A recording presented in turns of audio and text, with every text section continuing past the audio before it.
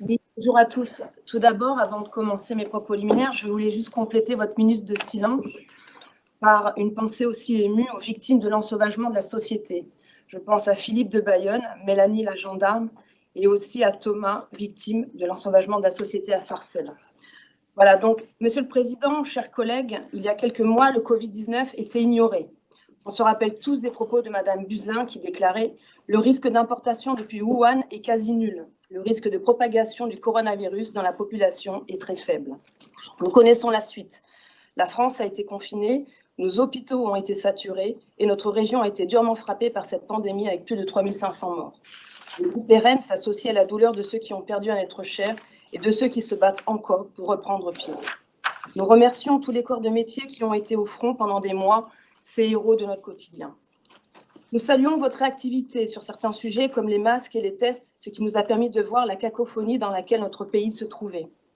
Guerre des masques entre différentes régions et les ARS, des tests difficilement fiables et accessibles.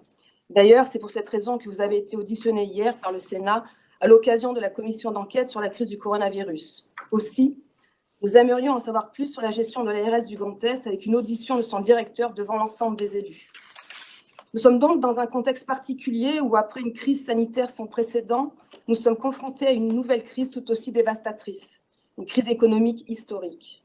Nous voyons déjà poindre les premiers sacrifiés avec l'usine Smart de Lorraine ou Alstom à Reichshofen. Notre devoir est donc d'accompagner ces entreprises et aider à la reprise pour restaurer la confiance de nos concitoyens. C'était le sens d'une de nos propositions pour les TPE et aujourd'hui, en amendant le budget supplémentaire, en y injectant 17 millions d'euros de plus. Cet amendement vise à anticiper les conséquences d'une récession économique majeure tout en respectant les équilibres en dépenses et en recettes du budget. Selon l'INSEE, le PIB devrait reculer de 9% en 2020. L'urgence politique n'est pas des dépenses publiques futiles. En effet, il y a des dépenses non essentielles dans votre budget qui peuvent être réorientées, comme toutes les dépenses en publicité pour la collectivité du Grand Est de 5 millions d'euros, les déplacements à l'étranger de vos élus et les subventions internationales. L'effort doit être collectif et exemplaire, d'où cette proposition d'abaissement des indemnités des élus et des membres du Césaire.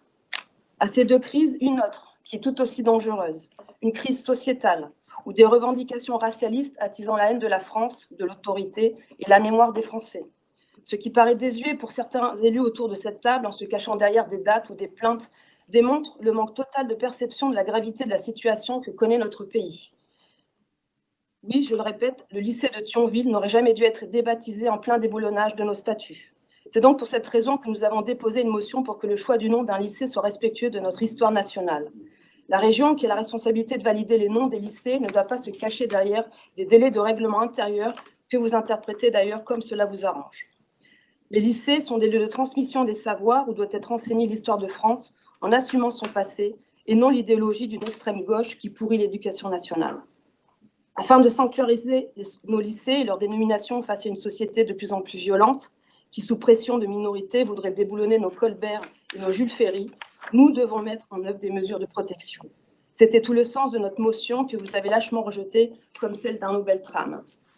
Pour finir, je regrette qu'à l'aube des futures élections régionales, vous vous rabaissiez à des lectures erronées du règlement intérieur. C'est quoi une délibération non traditionnelle envoyée à 7h40 dimanche matin en essayant de vous affranchir du respect des délais de ce règlement?